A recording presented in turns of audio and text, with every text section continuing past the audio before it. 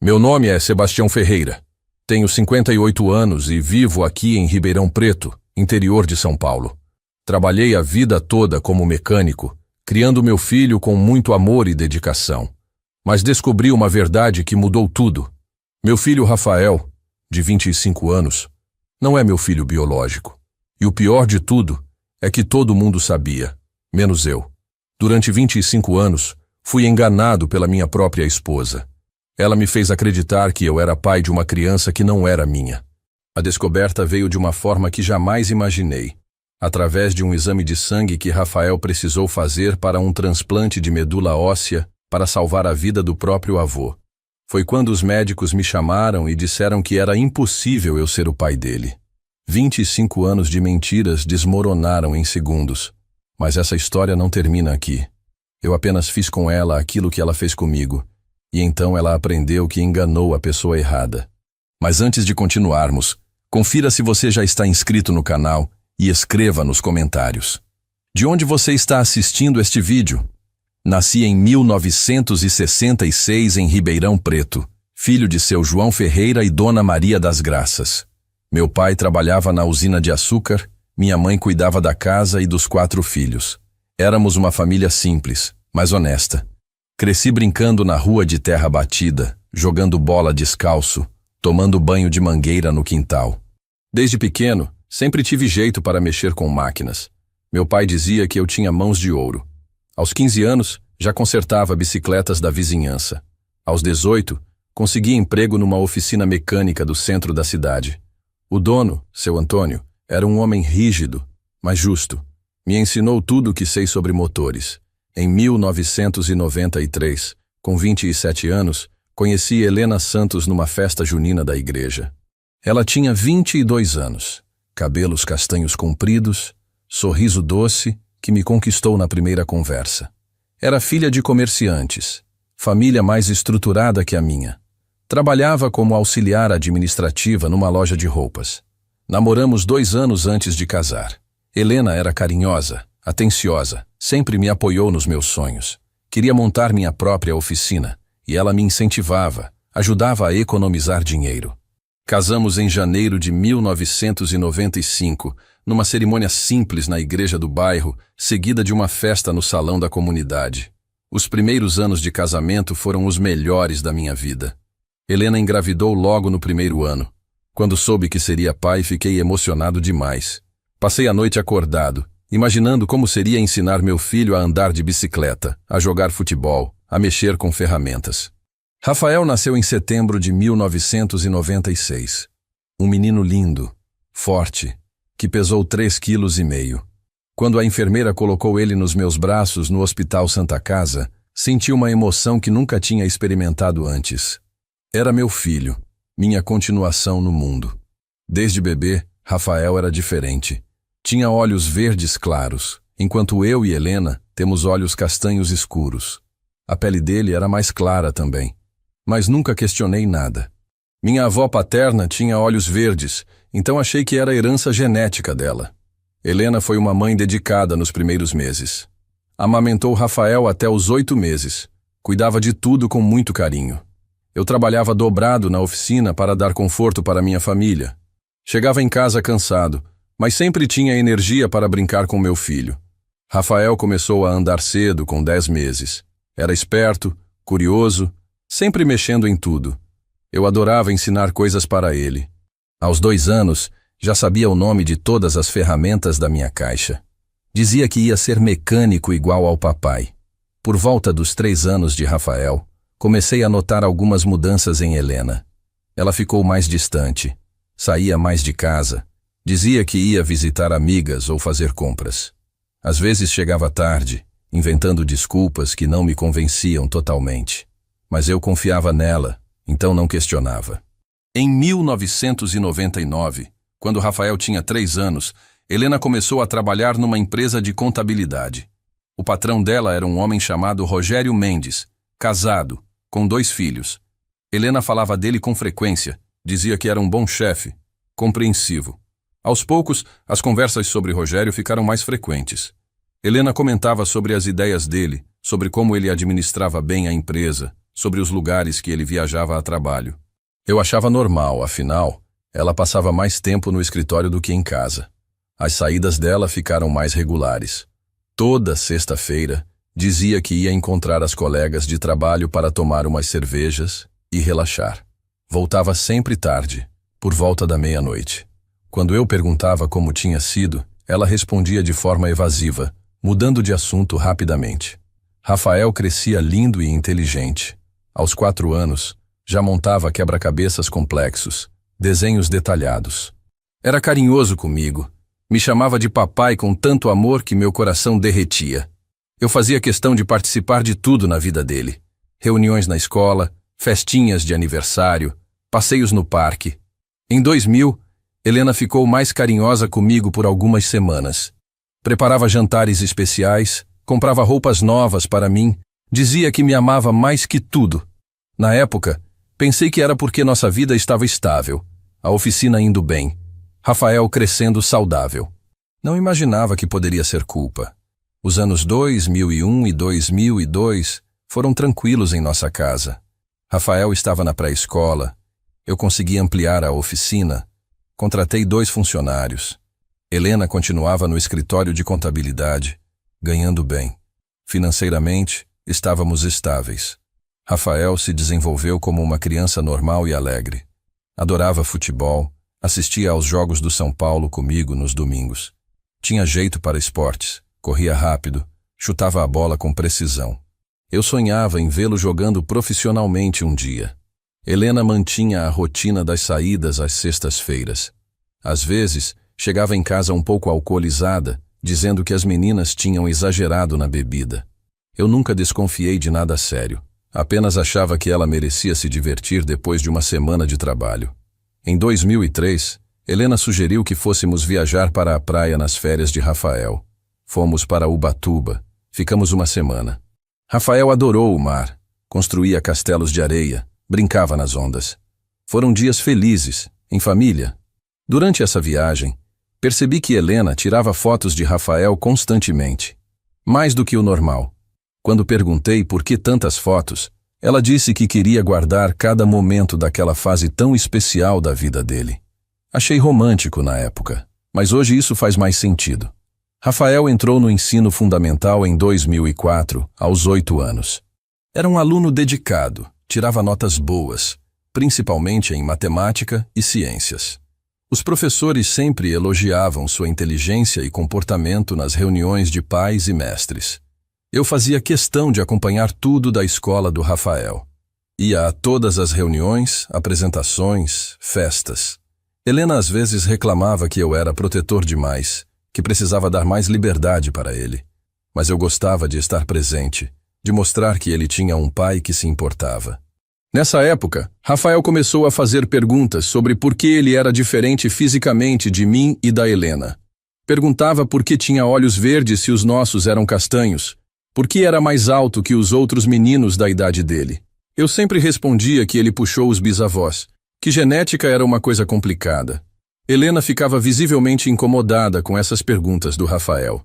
Mudava de assunto rapidamente, ou dizia para ele não ficar pensando nisso, que o importante era ser uma família unida. Na época, achei que ela só não gostava de conversas muito profundas com criança.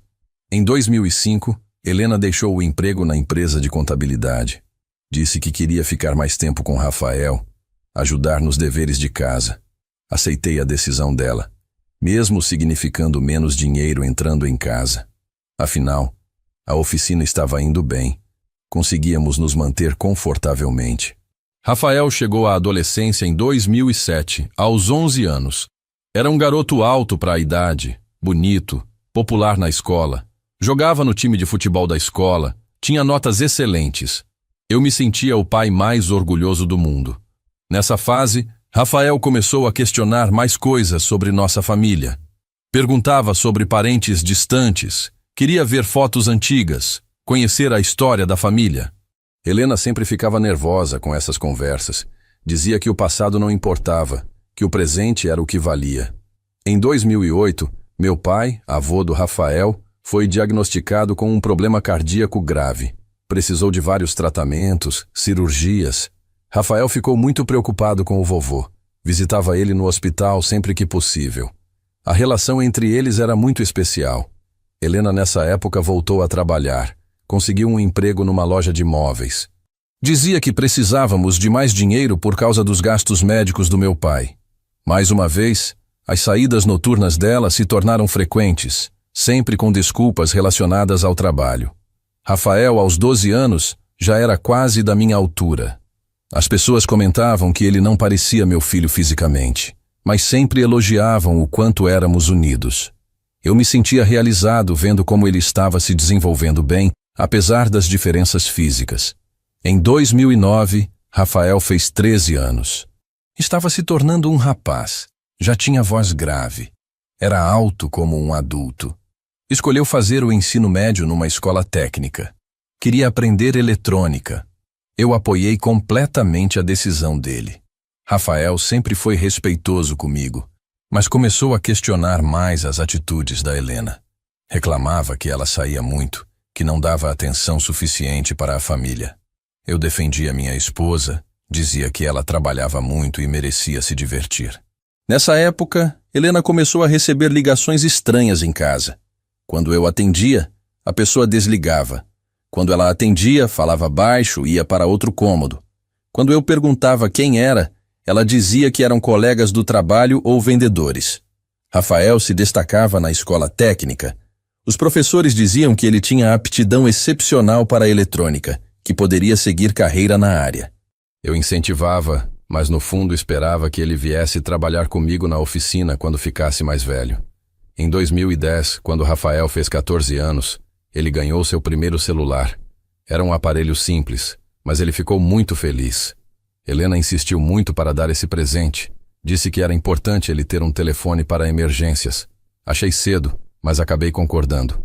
Rafael completou 15 anos em 2011. Já estava um rapaz feito. Trabalhava meio período numa loja de eletrônicos no centro da cidade. Era responsável, estudioso. Ajudava nas despesas de casa com o dinheiro que ganhava. Nesse ano, meu pai piorou muito de saúde. Os médicos disseram que ele precisaria de tratamentos mais intensivos, possivelmente um transplante de órgão no futuro. Rafael ficou devastado com a notícia. Era muito apegado ao avô. Helena, nessa época, estava mais distante do que nunca. Saía quase todo final de semana. Dizia que era para visitar uma prima em São Carlos.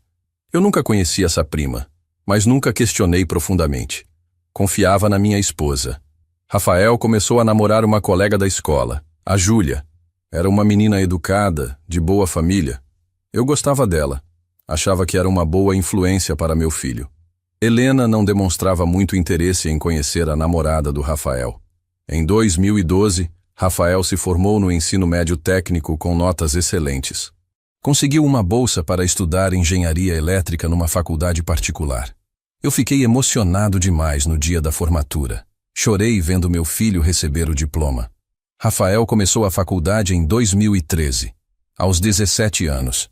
Era o mais novo da turma, mas também um dos mais dedicados. Trabalhava durante o dia e estudava à noite. Eu me sentia muito orgulhoso da determinação dele. Helena, nessa época, começou a trabalhar numa empresa maior. Dizia que a oportunidade tinha aparecido através de indicação. O salário era melhor, mas as viagens de trabalho se tornaram frequentes. Às vezes ficava fora uma semana inteira. Rafael questionava essas viagens da mãe. Dizia que achava estranho ela viajar tanto para uma empresa que nem conhecíamos direito. Eu sempre defendia a Helena. Dizia que ela estava se esforçando para melhorar nossa situação financeira. Em 2014, Rafael fez 18 anos e se tornou maior de idade. Continuava morando em casa, mas já tinha mais independência. Namorava sério com a Júlia, falava em casar depois que se formasse na faculdade. Meu pai continuava internado frequentemente. Rafael sempre fazia questão de visitar, levava doces que o avô gostava, conversava sobre a faculdade. A relação entre eles continuava muito especial, mais forte que nunca. Rafael se formou em engenharia elétrica em 2017, aos 21 anos. Conseguiu emprego numa empresa multinacional, ganhando bem melhor do que eu na oficina. Era um rapaz bem-sucedido, responsável, motivo de orgulho para qualquer pai. Nesse mesmo ano, Rafael casou com a Júlia numa cerimônia linda. Eu chorei de emoção vendo meu filho de terno feliz, começando uma nova família. Helena estava presente, mas parecia distante, como se sua mente estivesse em outro lugar. Helena, nessa época, disse que queria se separar. Alegou que não éramos mais compatíveis, que ela precisava encontrar a felicidade dela. Eu fiquei devastado. 22 anos de casamento. E ela queria terminar tudo. Rafael também ficou muito chateado com a decisão da mãe. Tentei salvar o casamento, propus terapia de casal, uma segunda lua de mel. Helena recusou todas as propostas.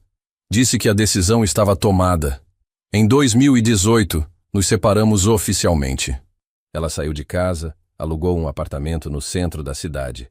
Rafael me apoiou muito durante o processo de separação. Disse que eu sempre fui um pai exemplar, um marido dedicado. Não entendia por que a mãe tinha tomado essa decisão. Continuou morando comigo por mais alguns meses antes de se mudar para uma casa própria. Depois da separação, em 2018, minha vida mudou completamente. Morava sozinho pela primeira vez em mais de 20 anos. A casa ficou muito silenciosa, sem a presença da Helena e do Rafael. Mergulhei no trabalho para não pensar muito. Rafael continuou próximo, visitava sempre, almoçava comigo nos domingos. Dizia que eu era o melhor pai do mundo, que não importava o que tinha acontecido entre mim e a mãe dele, nossa relação continuaria forte para sempre. Helena se mudou para uma casa maior no centro da cidade. Segundo Rafael, ela estava namorando alguém, mas ele não quis dar detalhes. Disse apenas que o cara parecia ter dinheiro, dirigia carro importado. Senti ciúmes, mas tentei não demonstrar. Meu pai continuava com problemas de saúde. Em 2019, os médicos disseram que ele precisaria de um transplante de medula óssea. Era a única chance de salvar a vida dele. Toda a família se mobilizou para fazer exames de compatibilidade. Rafael foi o primeiro a se oferecer como doador. Disse que faria qualquer coisa para salvar o avô. Marcamos os exames para a semana seguinte. Nenhum de nós imaginava que aqueles exames revelariam um segredo guardado por mais de 20 anos. Era uma segunda-feira de março de 2020. Eu tinha 54 anos, Rafael 24. Fomos juntos ao hospital fazer os exames de compatibilidade para o transplante de medula óssea do meu pai. Rafael estava ansioso para ajudar o avô. O médico hematologista, Dr. Carvalho, pediu exames de sangue detalhados de todos os familiares. Rafael foi o primeiro a doar sangue, depois eu, depois meus irmãos. O médico disse que os resultados sairiam em uma semana. Durante esses dias de espera, Rafael passou mais tempo comigo. Dizia que estava preocupado com o avô, mas também feliz por poder ajudar. Conversamos sobre a vida, sobre os planos dele para o futuro. Eram conversas de pai e filho que eu sempre valorizei muito. Na sexta-feira seguinte, o Dr. Carvalho me ligou pedindo para ir ao hospital urgentemente, sozinho. Disse que precisava conversar comigo sobre os resultados dos exames antes de falar com o resto da família. Achei estranho, mas fui. Chegando ao consultório, o Dr. Carvalho estava sério. Pediu para eu sentar, pegou os papéis dos exames e disse: Senhor Sebastião, preciso lhe contar algo muito delicado. Os exames mostraram que é impossível o Rafael ser seu filho biológico. As palavras do Dr. Carvalho ecoaram na minha cabeça como um trovão. É impossível o Rafael ser seu filho biológico. Senti como se o chão tivesse sumido debaixo dos meus pés. Pedi para ele repetir, achando que tinha entendido errado. Senhor Sebastião, ele continuou com paciência. Os tipos sanguíneos e os marcadores genéticos não batem. O senhor tem tipo sanguíneo, o negativo, o Rafael tem AB positivo. Geneticamente, é impossível. Além disso, o DNA mitocondrial confirma que vocês não têm parentesco direto. Fiquei em silêncio por alguns minutos, tentando processar aquela informação. 24 anos sendo pai do Rafael, 24 anos de amor incondicional, e agora descobria que ele não era meu filho biológico. Senti uma mistura de raiva, tristeza e confusão. O médico me ofereceu água, disse que entendia o choque. Explicou que situações como essa não eram raras, que muitos pais descobriam a verdade em circunstâncias similares. Perguntou se eu queria conversar com um psicólogo do hospital. Recusei a ajuda psicológica naquele momento. Precisava processar aquilo sozinho primeiro. Perguntei ao doutor se haveria como Rafael não saber daquela informação. Ele disse que, por questões médicas, seria necessário informar que ele não poderia ser doador para o avô, mas não precisaria entrar em detalhes. Saí do hospital completamente perdido. Dirigi até em casa sem conseguir pensar direito. Rafael não era meu filho biológico.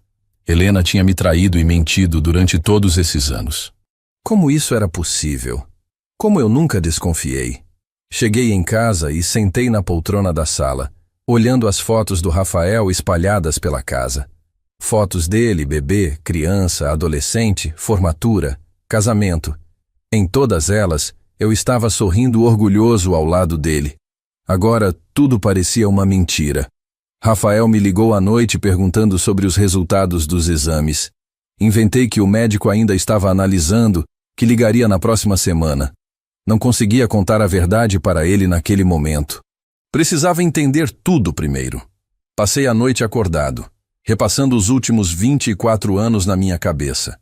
As saídas frequentes da Helena quando Rafael era pequeno, as ligações estranhas, as viagens de trabalho. Tudo começava a fazer sentido agora.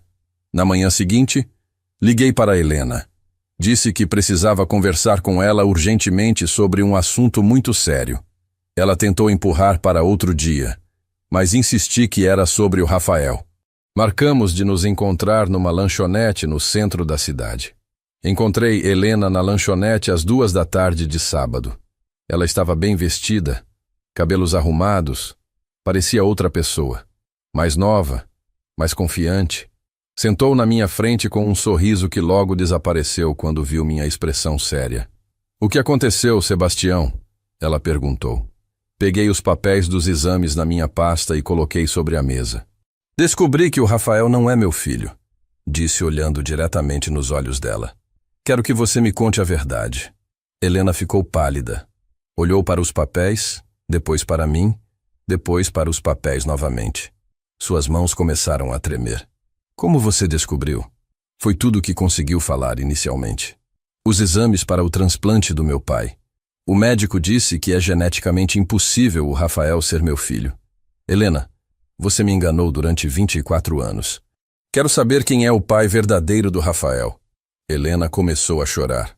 Não era um choro de arrependimento, mas de desespero por ter sido descoberta. "Sebastião, eu posso explicar. Foi um erro. Foi só uma vez." Eu sabia que ela estava mentindo mais uma vez. "Não me venha com essa conversa de foi só uma vez, Helena. 24 anos de mentira não acontecem por causa de um erro.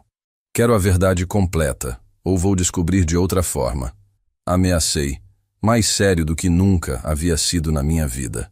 Helena parou de chorar e me olhou com uma expressão que nunca tinha visto antes. Era como se uma máscara tivesse caído do rosto dela. "Está bem, Sebastião.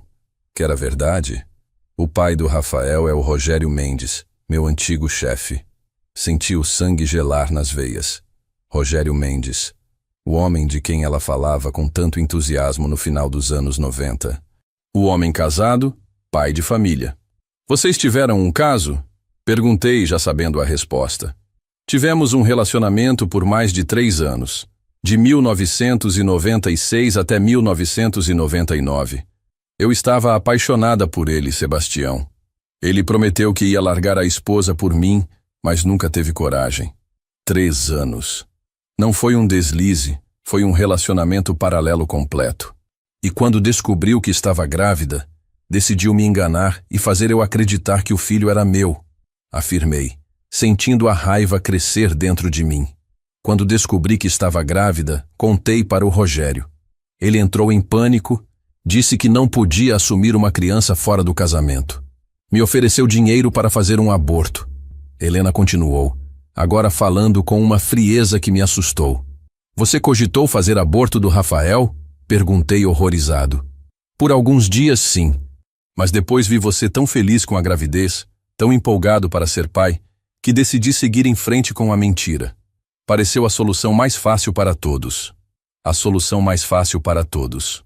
24 anos da minha vida baseados numa mentira, porque foi a solução mais fácil." "E o Rogério? Ele sabe que tem um filho?" Perguntei, tentando controlar minha voz. "Sabe, sim. Na verdade, ele sempre soube. Chegou a ver o Rafael algumas vezes quando era pequeno. Lembra das minhas saídas constantes quando o Rafael tinha entre 2 e 5 anos? Eu levava ele para encontrar o pai verdadeiro. Aquilo foi o golpe final. Ela não só me traiu, não só mentiu, mas levou meu filho para conhecer o pai biológico às minhas costas. Eu estava sendo enganado de todas as formas possíveis. Helena, me diga uma coisa. O Rogério deu dinheiro para ajudar a criar o Rafael todos esses anos? Perguntei, começando a entender a dimensão completa da mentira. Ela hesitou antes de responder. Sim, ele sempre mandou uma quantia todo mês. Foi assim que consegui comprar aquelas roupas caras para o Rafael, pagar o curso de inglês, a escola particular. Você achava que era com o meu salário. Tudo começou a fazer sentido. Os presentes caros que o Rafael ganhava das economias da mãe, a escola particular que supostamente conseguimos pagar com nossos salários simples. Tudo vinha do dinheiro do pai biológico. E a nossa separação em 2018? Foi para ficar com ele? Perguntei, já imaginando a resposta. O Rogério se divorciou da esposa em 2017. Os filhos dele já eram adultos. Ele disse que estava pronto para assumir um relacionamento sério comigo. Foi por isso que pedi a separação. Helena estava morando com o pai biológico do Rafael. Eles estavam juntos oficialmente, depois de mais de 20 anos de relacionamento escondido. E eu fui o único que nunca soube de nada. Helena, me responda uma última coisa. Quem mais sabia da verdade sobre o Rafael? Sua família? Suas amigas? Perguntei, preparando-me para mais uma revelação dolorosa. Ela baixou os olhos antes de responder. Sebastião, quase todo mundo sabia. Minha mãe, minhas irmãs, algumas amigas íntimas, até algumas vizinhas desconfiavam. O Rafael sempre foi muito diferente de você fisicamente. Senti como se tivesse levado um soco no estômago. Quase todo mundo sabia, menos eu.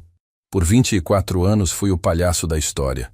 As pessoas me viam criando um filho que não era meu, sabendo da verdade. E ninguém teve coragem de me contar. Por que ninguém me contou? Por que deixaram eu viver essa mentira por tanto tempo? Perguntei com a voz embargada. Ninguém queria se meter na vida dos outros. Além disso, você parecia tão feliz sendo pai do Rafael. Todos acharam melhor deixar as coisas como estavam. Você era um pai tão dedicado. Um pai tão dedicado a um filho que não era meu, enquanto o pai verdadeiro bancava tudo financeiramente e ainda tinha encontros secretos com a criança. Eu era apenas o otário que pagava as contas do dia a dia e dava carinho. Saí daquele encontro com Helena completamente transformado. Não era mais o Sebastião ingênuo que confiava nas pessoas. A raiva que sentia era diferente de tudo que já havia experimentado. Era uma raiva fria, calculista, que pedia vingança. Durante os dias seguintes, comecei a pensar em como me vingar de Helena e do Rogério. Eles tinham me humilhado por mais de 2 décadas. Agora era minha vez de mostrar que as ações têm consequências. O primeiro passo seria descobrir mais detalhes sobre a vida atual deles. Contratei um detetive particular, um homem chamado Marcos, recomendado por um cliente da oficina. Expliquei a situação e pedi para ele investigar tudo sobre Helena e Rogério.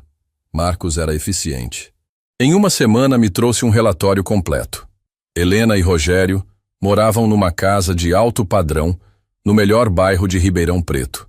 Ele tinha uma empresa de contabilidade próspera, 3 carros importados, uma casa de campo em Brodowski. Mas o mais interessante do relatório era que Rogério estava sonegando impostos há anos. Marcos tinha conseguido documentos que comprovavam várias irregularidades fiscais na empresa dele. Era exatamente o tipo de informação que eu precisava para começar minha vingança. O relatório do Marcos também revelou detalhes sobre a rotina de Helena e Rogério. Eles frequentavam os mesmos restaurantes caros, iam ao mesmo clube de campo aos finais de semana, viajavam para o exterior 2 vezes por ano. Uma vida de luxo construída com dinheiro que deveria ser declarado à Receita Federal. Descobri que Rogério tinha 2 filhos do primeiro casamento. Um rapaz de 30 anos, chamado Eduardo, que trabalhava na empresa do pai, e uma moça de 28 anos, chamada Patrícia, que era médica. Ambos não sabiam da existência do Rafael. Helena havia se reinventado completamente nessa nova vida. Usava roupas de grife, frequentava salão de beleza caro Dirigia um carro 0 km. Para quem me conhecia, ela parecia uma pessoa completamente diferente da mulher simples que foi casada comigo por 22 anos. Marcos também investigou as finanças de Rogério e descobriu que ele mantinha contas bancárias não declaradas, imóveis em nome de terceiros e movimentações suspeitas de dinheiro.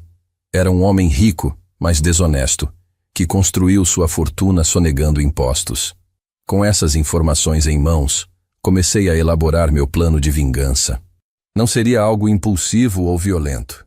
Seria algo calculado, que atingiria onde mais doía: o bolso e a reputação deles. Minha primeira ação foi anônima.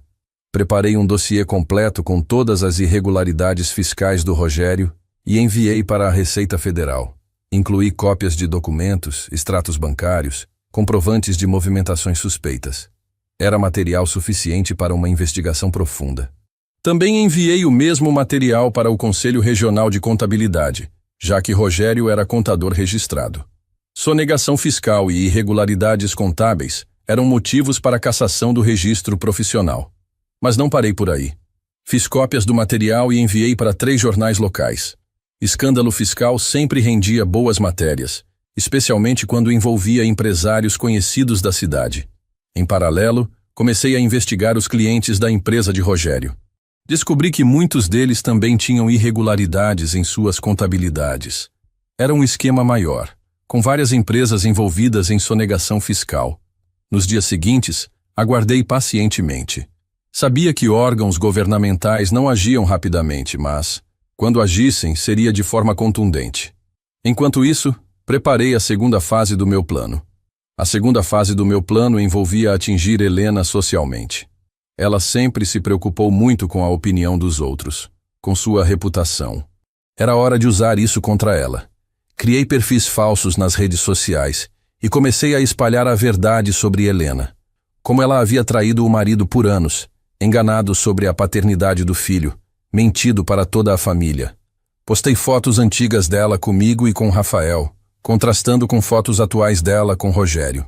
Também comecei a frequentar os mesmos lugares que Helena e Rogério: o clube, os restaurantes, as festas sociais. Meu objetivo era causar constrangimento, fazer com que as pessoas soubessem da verdade sobre o passado deles. Numa dessas ocasiões, encontrei Helena no supermercado. Ela ficou visivelmente desconfortável ao me ver. Cumprimentei alto, chamando a atenção das pessoas ao redor. Oi, Helena, como está meu ex-mulher? E o Rogério, como está o pai verdadeiro do Rafael? O constrangimento dela foi visível. As pessoas ao redor olharam curiosas, algumas reconhecendo a situação. Helena saiu rapidamente do supermercado, deixando as compras para trás. Enquanto executava minha vingança contra Helena e Rogério, sabia que chegaria o momento de contar a verdade para Rafael. Era a parte mais difícil do meu plano, pois não queria magoá-lo.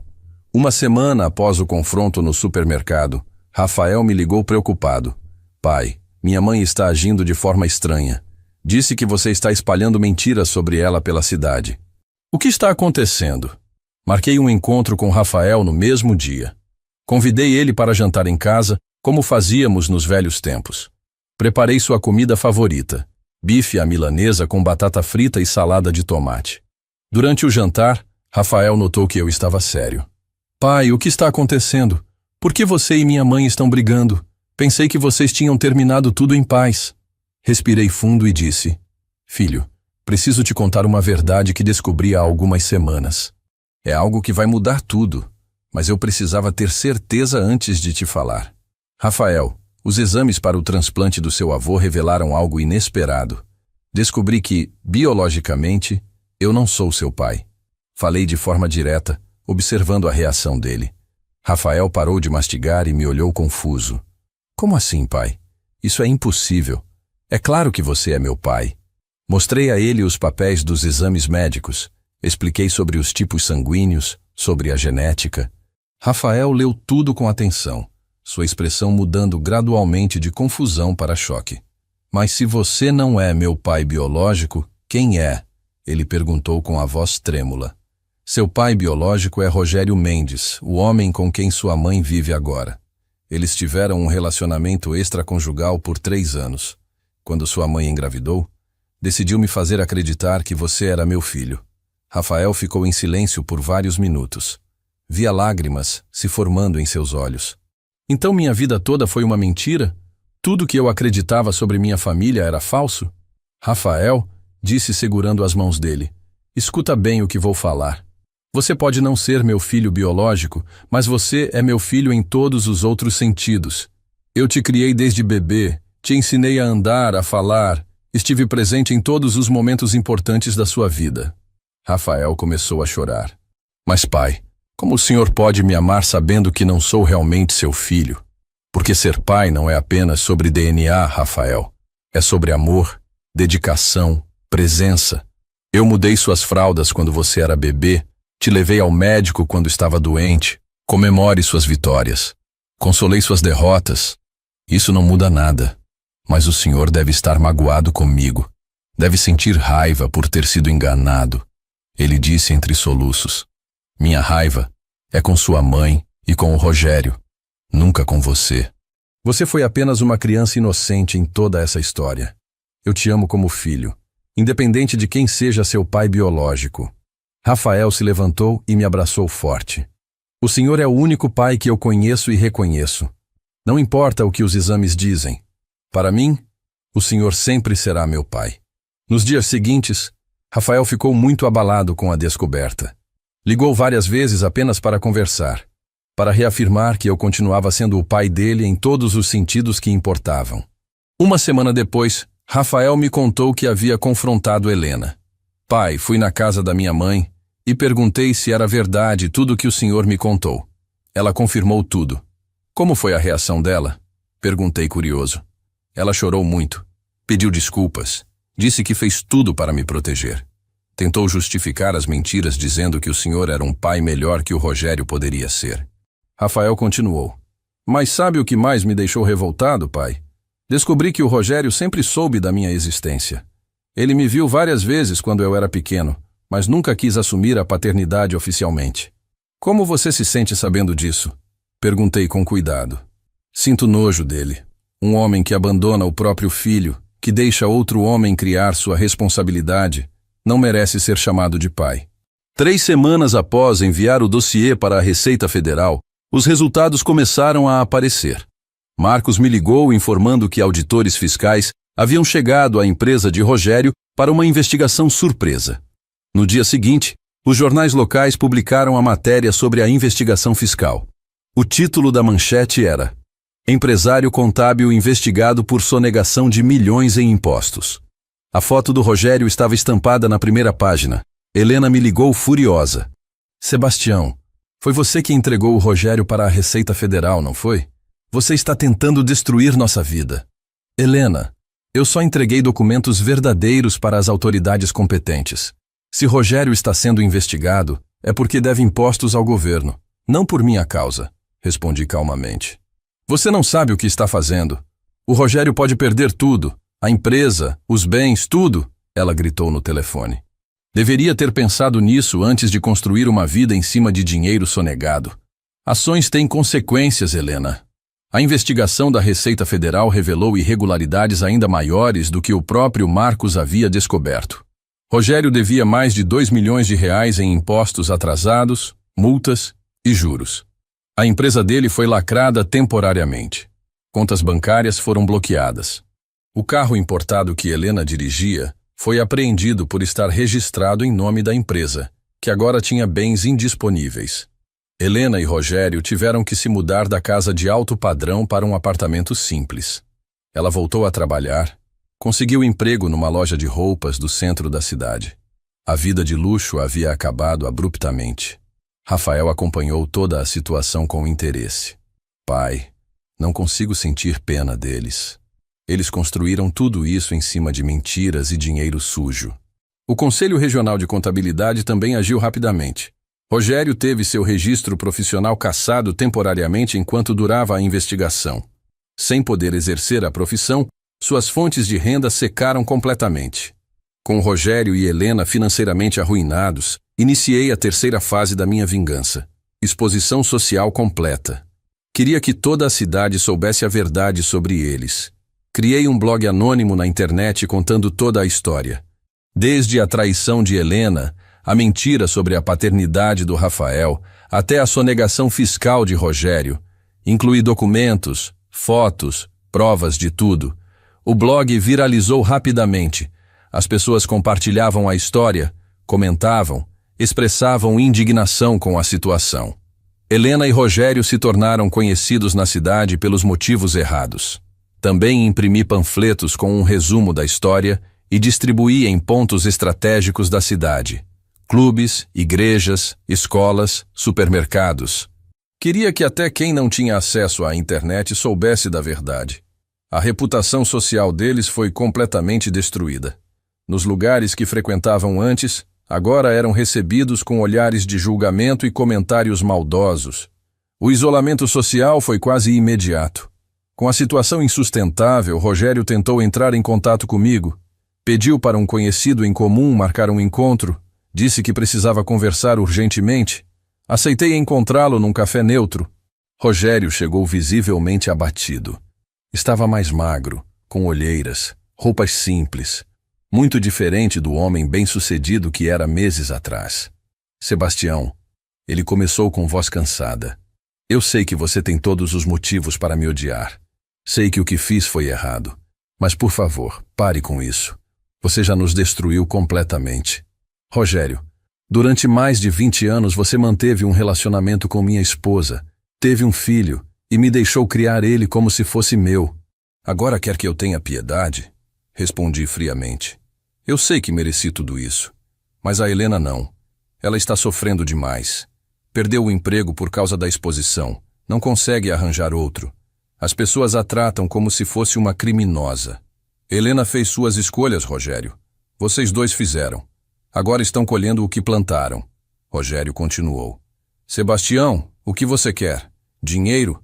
Posso tentar conseguir uma quantia para compensar todos esses anos. Quer que eu assuma publicamente a paternidade do Rafael? Faço isso.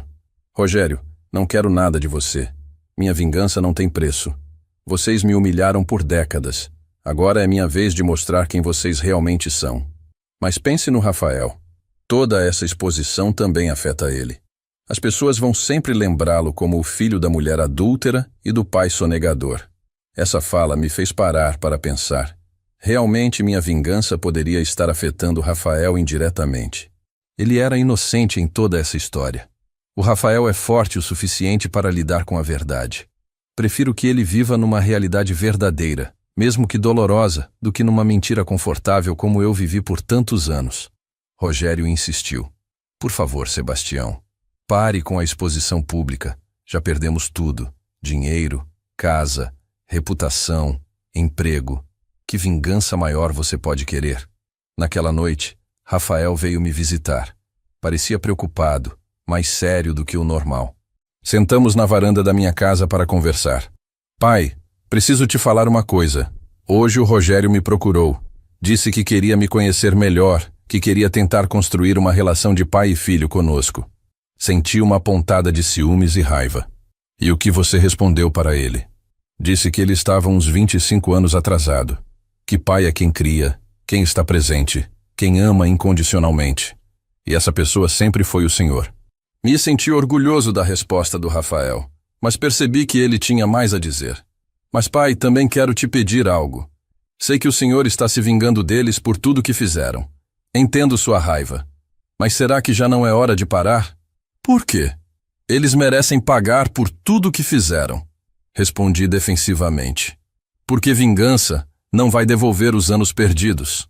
Não vai mudar o passado. E, principalmente, não vai fazer o Senhor mais feliz. As palavras de Rafael ficaram ecoando na minha cabeça. Ele estava certo. Toda aquela vingança não estava me trazendo a paz que eu esperava. Na verdade, estava consumindo minha energia e meu tempo. Rafael, eles me fizeram de palhaço por mais de 20 anos. Todo mundo sabia da verdade, menos eu. Como posso simplesmente perdoar e esquecer? Pai, não estou pedindo para o Senhor perdoar ou esquecer. Estou pedindo para o Senhor não deixar que a raiva consuma sua vida. O Senhor merece ser feliz. Rafael continuou. Olha ao redor, pai. O Senhor tem uma oficina próspera, tem amigos verdadeiros. Tem minha admiração e amor incondicional. Tem uma vida boa. Por que desperdiçar energia com quem não merece? Percebi que ele estava maduro demais para a idade. A situação havia-o forçado a crescer rapidamente, a entender complexidades da vida que jovens de 25 anos normalmente não precisam enfrentar. E tem mais uma coisa, pai. Quero que o senhor conheça minha namorada, a Júlia. Estamos namorando sério há 2 anos. Ela quer conhecer melhor o homem que me criou. Conheci Júlia numa tarde de domingo.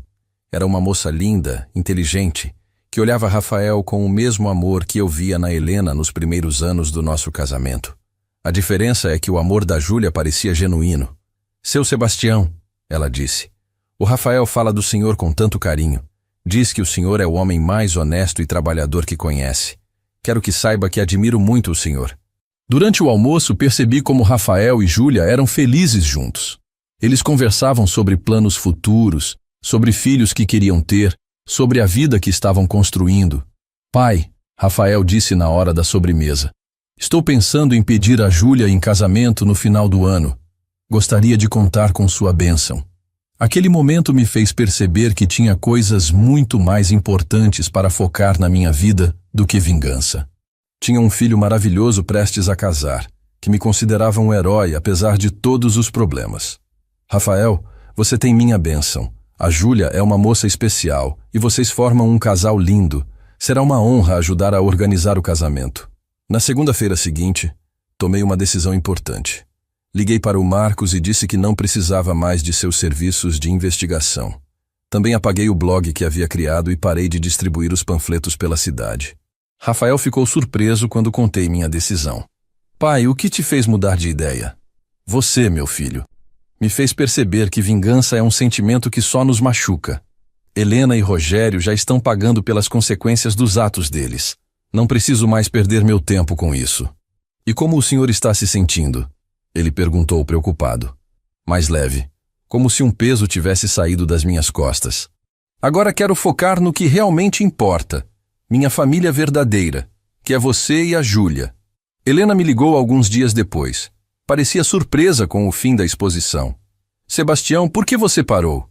Porque descobri que revenge é um sentimento destrutivo, Helena.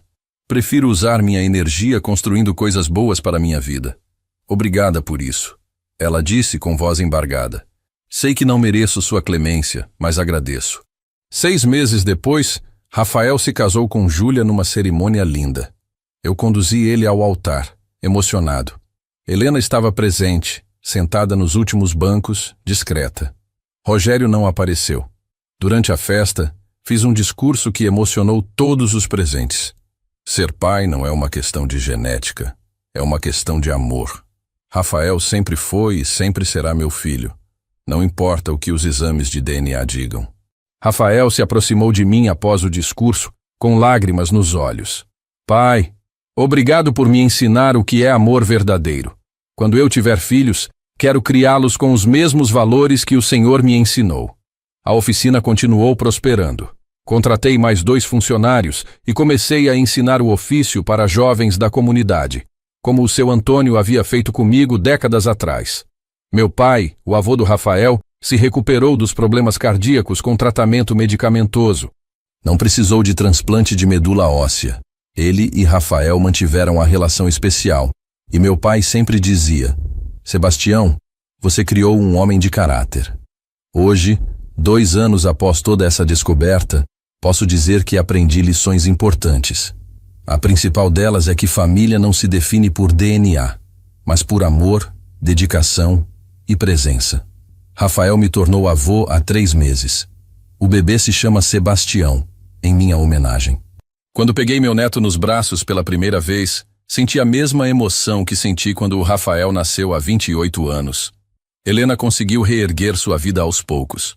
Voltou a trabalhar como professora numa escola particular. Mora sozinha num apartamento simples. Rogério resolveu seus problemas com a Receita Federal parcelando a dívida, mas nunca mais recuperou o padrão de vida anterior. O mais importante é que Rafael e eu saímos dessa situação com nossa relação mais forte do que nunca. Ele me chama para tomar cerveja toda sexta-feira, conta seus problemas, pede conselhos. Somos verdadeiros amigos além da relação pai e filho. Às vezes penso em como minha vida teria sido diferente se nunca tivesse descoberto a verdade. Mas não me arrependo de ter descoberto. Prefiro viver na realidade, mesmo que dolorosa, do que numa mentira confortável. Se tem uma coisa que gostaria de passar para quem está me ouvindo é: valorizem a honestidade acima de tudo. Mentiras sempre vêm à tona, e quando isso acontece, a dor é muito maior do que se a verdade fosse contada desde o início. Também aprendi que vingança não traz paz. Por alguns meses me senti satisfeito vendo Helena e Rogério pagando pelas mentiras. Mas essa satisfação era vazia. Não preenchia o buraco que a traição havia deixado no meu coração. O que realmente curou minha dor foi o amor genuíno do Rafael. Ver que, mesmo sem laços sanguíneos, tínhamos construído uma relação verdadeira, baseada em carinho, respeito e admiração mútua. Para os pais que estão me ouvindo, ser pai não é apenas colocar um filho no mundo. É estar presente todos os dias, ensinar valores, dar exemplo, mostrar o que é amor incondicional. Isso vale muito mais que qualquer teste de paternidade.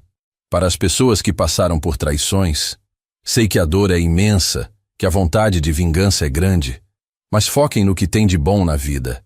Não deixem que a amargura consuma os anos que restam. Hoje, aos 58 anos, posso dizer que sou um homem realizado. Tenho um filho que me ama e me respeita. Uma nora maravilhosa. Um neto que é a luz dos meus olhos. Tenho uma profissão que me dá prazer e sustento digno. A oficina é reconhecida em toda Ribeirão Preto pela qualidade do serviço. Formei vários mecânicos ao longo dos anos, jovens que hoje têm suas próprias oficinas. É um legado do qual me orgulho.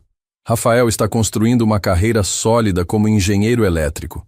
Júlia trabalha como pedagoga numa escola municipal. Eles são um casal unido, que planeja ter mais filhos. Nosso pequeno Sebastião será criado sabendo que tem um avô que o ama incondicionalmente.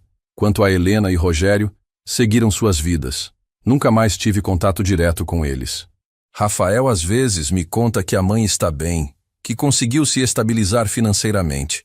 Não guardo rancor, apenas indiferença.